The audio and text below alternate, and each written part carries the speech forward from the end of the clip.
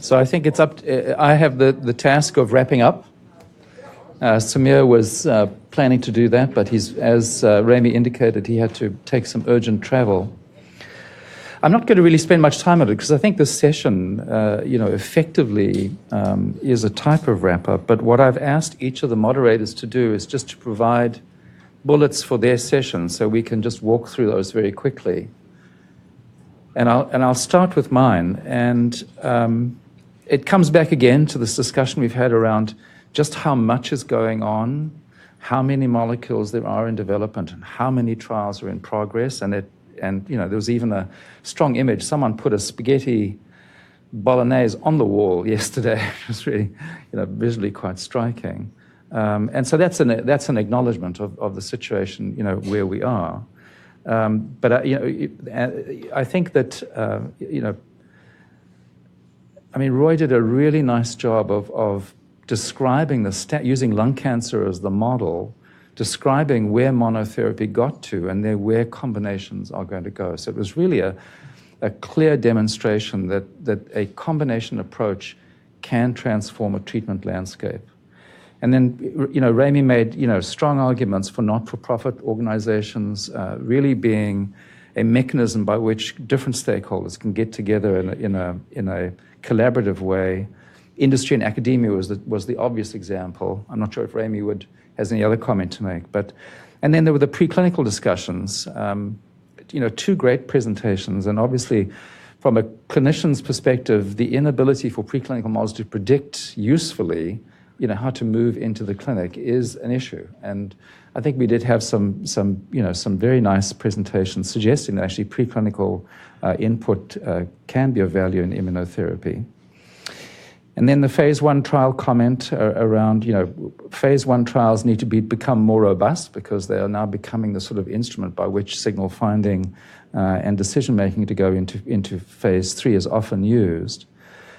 And then the presentation, I think, by Emmett, which was extremely provocative, which is, maybe these combinations from a mechanistic perspective just need to be two active drugs put together, and you end up with independent treatment effects as opposed to invoking any mechanistic sort of additive or synergistic effect. So it was, and there's obviously, there's publications around this that do make this argument. So that was an interesting observation. And then in terms of biomarker development for the combinations, I think, David Rim led this really interesting session with a beautiful sort of disposition around, the current state of play, and that immunohistochemistry, which is the status quo, is likely to require additional information to increase its sensitivity and specificity.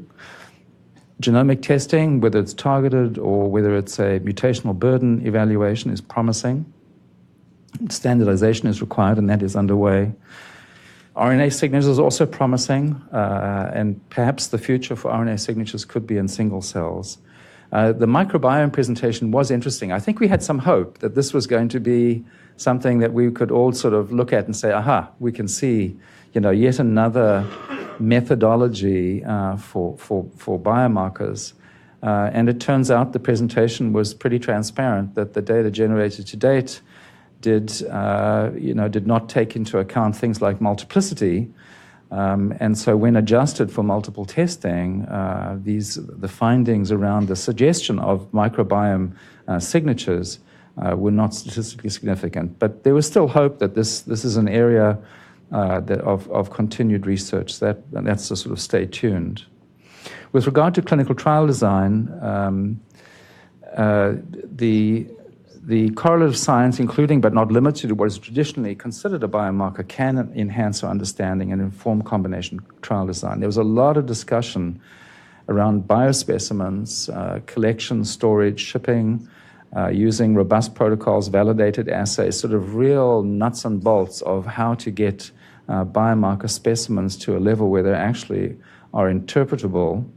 And in order to support a big biomarker effort, that's the first step, which is, can you collect the right specimen in the right condition and ship it in an appropriate way such that it can, in fact, be usable. And that was a little bit of an eye-opener which it sounded pretty basic, but is obviously a major concern. And then the patient perspectives do need to be integrated into design of trials if they are to have an optimal impact on interpretation of results, and that's a very important component, I think, of trial design going forward.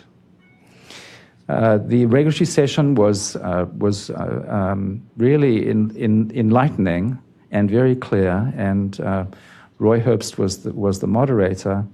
And his comments are that his view is the FDA was enlightened and willing to provide incentives, e.g. no user fees, to expand labels for combinations based on supplements, and that the regulatory guidance was clear regarding contribution of components and cross-labeling of drugs, which I must say I would agree completely with that, and that there is a collaborative environment between regulators and others in order to try and move the field forward. And certainly, I think the signals from the agency are that, and you just heard it from Mark a moment ago, that they are open to consideration, for new ways of doing things and innovation if it makes sense. So that was very encouraging.